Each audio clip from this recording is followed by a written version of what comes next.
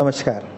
Professor, DU-SOL के बहुत सारे स्टूडेंट्स हमसे लगातार पूछ रहे हैं कि सेकेंड फेज़ का जो एग्ज़ाम शेड्यूल होना है वो कब होगा और उसकी प्रक्रिया क्या है। मुझे आपने बहुत अच्छा प्रश्न पूछा। ये मैं छात्रों को अवगत कराना चाहता हूँ कि सेकेंड के फेज़ के बारे में ये एग्ज़ामिनेशन सिर्फ उन विद्यार्थियों के लिए है जो कोविड से किसी कारणवश पीड़ित हैं, और दूसरा सेकेंड फेज़ एग्ज़ामिनेशंस की अभी डिटेल्स नहीं आई हैं, लेकिन उसकी प्रॉपर गाइडलाइंस भी आएंगी।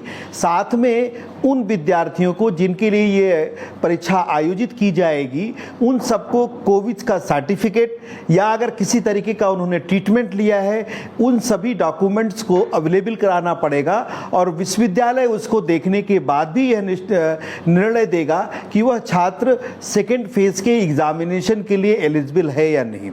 इसलिए छात्रों को ये हिदायत दी जाती है कि वो ये समझें कि जो लोग कोविड से इन्फेक्टेड हैं या उसके कारण कोई समस्या है और वो एग्ज़ामिनेशन नहीं दे पाए हैं, उन्हीं छात्रों को ये सुविधा मिल पाएगी।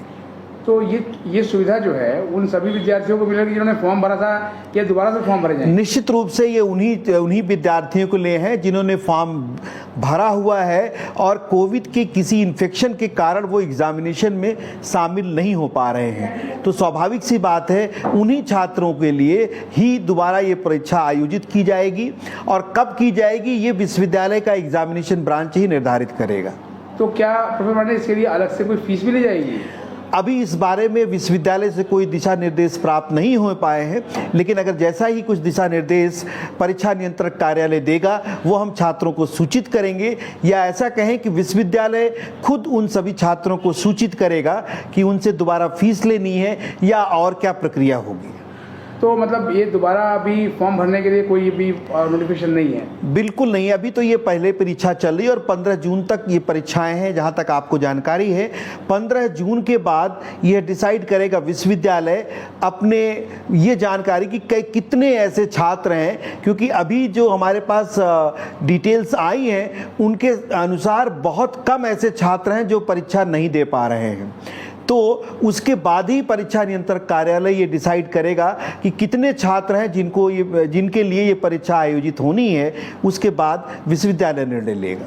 DU-SOL में एक बहुत बड़ा नंबर है परीक्षार्थियों का, तो लगभग 4th और 6th सेमेस्टर के कितने परीक्षार्थी एग्जाम दे रहे हैं? लगभग 2 लाख के आसपास विद्यार्थी हैं जो 4th और 6th सेमेस्टर की परीक्षा में इस समय शामिल हो रहे हैं।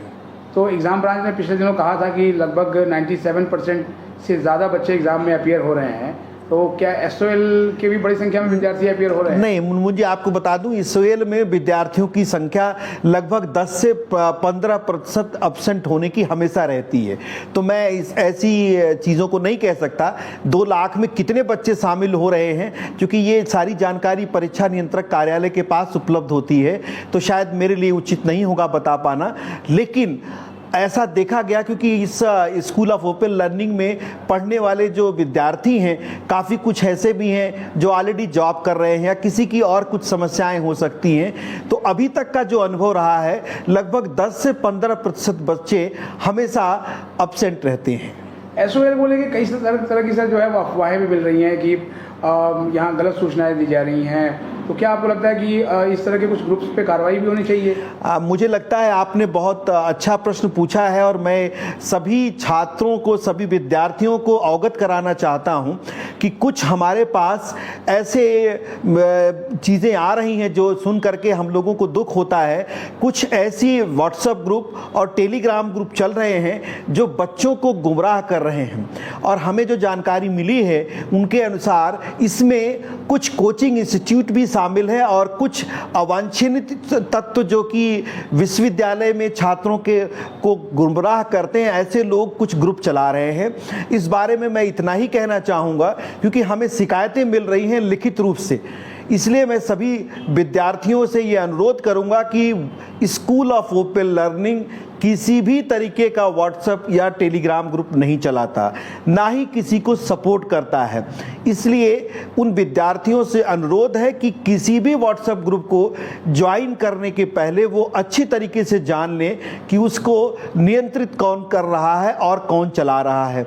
क्योंकि जो हमारे पास शिकायतें आ रही हैं उसमें काफ़ी कुछ छात्रों की ऐसी शिकायतें हैं कि उसमें अमर्यादित भाषा का इस्तेमाल किया जा रहा है और हम उन सभी जो ईमेल्स या डिटेल्स आ रही हैं हम उसको cyber crime branch Delhi police को सौंप रहे हैं।